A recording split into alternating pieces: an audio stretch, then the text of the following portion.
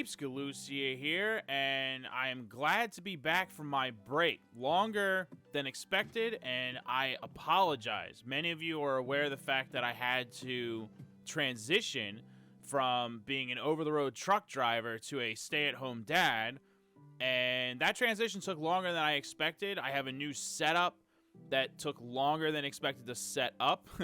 There were some complications. I had to order a couple of parts and wait for them, so I apologize for the delay in this next tutorial episode. From this point on, though, you should expect to see much more frequent episodes. I'm looking at posting about every other day on YouTube for now, and after about a week or two, when I fully get settled in, I probably will be transitioning into a everyday posting schedule, so you have that to look forward to. Now, on to today's tutorial, which is all about the miner and making it a diamond-tipped drill as opposed to what it is now, which of course is just the regular drill. This obviously makes it a lot faster and gets us a lot more resources, but it also requires a lot more power. So, wow, I'm almost out of lava? That miner is hungry, man. So, for the power situation, I still just have the geothermal, but I, of course, have a generator as a backup. I've got lots of coal, so that's fine. And as you can see, I drastically expanded on the solar power. So now we're looking at 12 EU per tick for solar power. So we're starting to build a solar flower up here. And over time, I will build this up, and it'll get more and more power going. But that is really helping because that is a constant power. The key is, of course, that I'm going to sleep as much as possible. You can see that I've left torches where the miner has already gotten work done because when we last left you, it was just set up. So it's moved along the line here a little bit. Looks like it's done. So let's, I'll let the pipe pull out while we start our tutorial because I wanted that drill anyway. How about that? Convenient. So, making the diamond tip drill is actually insanely complicated. So the first thing I wanted to show you is that you're going to need a block of iron, 3 of them actually. I've already used 1, I've got 2 more. The metal former, you're going to want that on extruding, okay? Now, we're going to leave that for a second. I got to remember what goes where. I set up a bunch of stuff. Okay, so here's the shaft of iron. That's what we're making right now in the metal former by extruding that whole block of iron. And you can see the iron casings, the electric motor, and a battery. So that made an electric kinetic generator. Okay, that's machine number 1. And it's important to note that I made a ton of electric motors. I've been busy. I've got a new monitor. Well, not a new monitor. I'm with my current setup. I'm not using the monitor for my laptop anymore, and it's like throwing me off. I keep like overturning. Okay, so this is gonna go right here.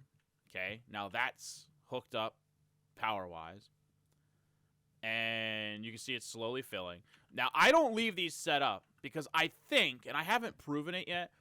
I have to, like, double check the math here and really look at it. But I think it will keep using electricity forever, even if it's not doing anything. It seems like it's taking power all the time. So I only have it set up when I need it set up, basically, is what I'm trying to get at here. And so we're going to need the turning table. So again, here's your mats for that. Iron plates, iron casings, machines, more iron shafts. A lot of iron for all of the things that we're building right now. A lot of iron. So there's our turning table. Boop. Ta-da! Okay, now, to make the turning table actually work, it requires 2 components. One of those components is a lathe. Now, the lathe requires a couple of things. Switch this to rolling. So, thankfully, I got some steel ingots from a dungeon that I've been going through. I can show it to you. The Cave of Doom. That icon that I left, that's so I can get back to it. Yeah, it's a pretty big underground labyrinth of, mine shafts and whatnot. A lot of chests, and that's enabled me to get some of the things that you normally can only get in chests until later on in the game. There's a lot of ways to get steel with the various mods that are in this game, but for now, I found it in there. I should probably go ahead with like a whole nother tutorial on like the ways to get steel, because you are going to need it. But early on, honestly, the easiest way is to find it in chests. So we crushed that to make a refined iron plate. So when we stick that in here with the 2 iron item casings, that'll give us our lathing tool. And then the other thing that we're going to need is this, an iron turning blank, which is just 2 pieces of iron and an iron casing. Remember I said you're going to need lots of iron? Okay, this kinetic generator thing is making me look bad. So, I finally figured out what's going on. What you want is you want this circle. Okay? That's wherever you're putting this, you want the circle to be touching it. I kept playing with it until I finally figured this out. So, obviously I've used this before, but it's been a while since I've actually had to set it up, and man was I getting confused by it. So, circle, put that next to the circle. You can see it has a red line on the top. If it doesn't have a red line, that means it's not working, and you need to change how it's set up. So, here we are. We've got our turning blank and our lathing tool set up in here, and now you just simply have to click these, and it's going to shape into a specific thing. And I've pulled up the drill here so I can show you what I'm talking about, because there's only a few things that actually need to make some kind of turning blank, but there are a few of these recipes, and they require very specific shapes. So this one is 5, 4, 3, 2, 1, making the shape of a drill. Very easy to understand there. And then we get some of these tiny piles of iron dust, which once you get 9 of them, you put them in a crafting window, and it makes one like normal pile of iron dust, which can be turned into a single bar of iron. So you do get to recoup some of the iron that's being shaved off of this, just like you would with an actual lathe. Makes sense to me. Hopefully it makes sense to you. Okay, so now that we have our iron turning blank in the shape of a drill, and we've got our 3 diamonds, ta-da! We get our diamond tip drill. And it's important to note that nothing else changes besides the fact that it's got a diamond tip. So you can see that it still has 30k power and so on and so forth. The biggest change is obviously going to be how much power it actually consumes. Ow. So to illustrate that, I'm quickly going to go ahead and move this, as it should have sucked up all the pipe now. And then we will see its incredible suction power at work. No! I lost my piece of dirt. Okay, so the diamond tip drill is in there. So to start, by just illustrating the difference in speed, I've got the chest open so you can see how quickly things are popping in here. I would say it's like, what, like once every 2 to 3 seconds or something like that. It's significantly faster for those of you that have been watching my tutorial series and remember how slow it was before that. It's nighttime now, which is perfect. That means we're not generating any power from anything. I'm out of lava, I'm out of solar panels. So no power is going to be going into this back box, just out. Actually, I should use a CSU to really just demonstrate this. So no power is going to be going into the CESU, only out.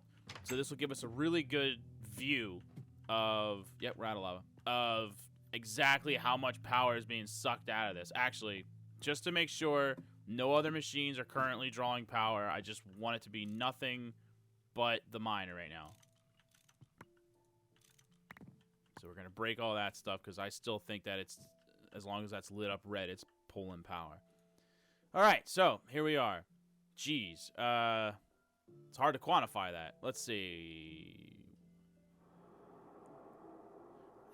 It looks like it's about 1,000 EU for every 4 seconds, or 250 EU per second, which would really just be the maximum output, because the maximum output is 128 EU per tick, which is half a second. So it seems like we're maxing out the output right now of 128 EU per tick. At least that's how it appears, if I'm doing the math correctly in my head. Let's look at the bat box. Yeah, I mean, it's keeping up. The bat box is keeping up. But, I mean, you can see, like, I put a full stack of 64 pipe in there, and it's already down to 49. Like, that's incredible. Like, it's way faster than it was before. So, there you go.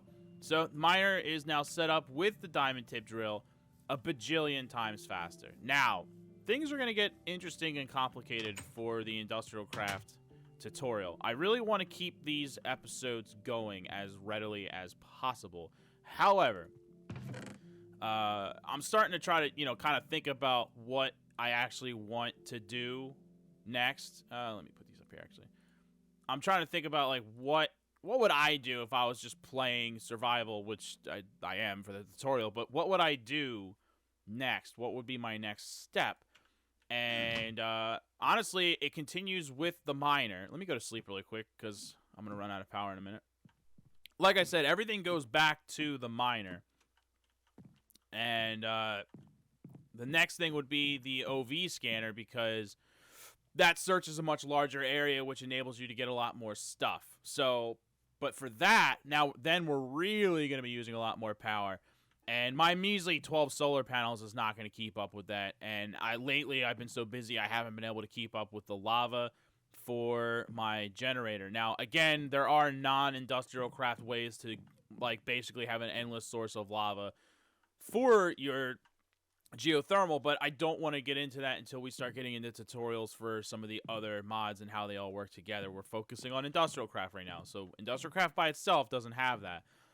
So for IndustrialCraft, the best ways to get power once you start to get past the basic versions is to go nuclear, which is really what I feel like we need to do, but that's insanely complicated and requires probably several episodes to really properly cover that. But having said that, I'm of course willing to do that. So the key here is going to be, I think that's where we're going from here. We're going nuclear before I even bother to mess with the next level scanner, the OV, and, but a basic, because there's a lot of variables on nuclear reactors. We'll get into this in the next tutorials, but you can get from very basic to insanely complicated, and from small amounts of power to ridiculous amounts of power. The huge variables. So that's what we'll start with the next episode. We'll start off with the components necessary for a nuclear reactor and talk about what it's going to take to set all of that up. And then we'll actually start implementing it. And, yeah, we'll take it from there. Once I, feel confident that we have a good power level, then we'll set up the OV scanner in that thing. And, yeah, just keep taking everything to the next level. Just keep going as far as we can with IndustrialCraft. I mean, we really do need more power, though. That's the key for a lot of things that we want to do with the fanciness of IndustrialCraft is going to require tons more power, and nuclear is the way to go. So, tune in for the next episode as we start building some of the necessary machines leading up to being able to have a functioning reactor. A lot of machines involved in that, and we'll start covering those on the next episode. Thanks for watching, everybody. I appreciate the view and support as always. And I will see you on the next episode. Later.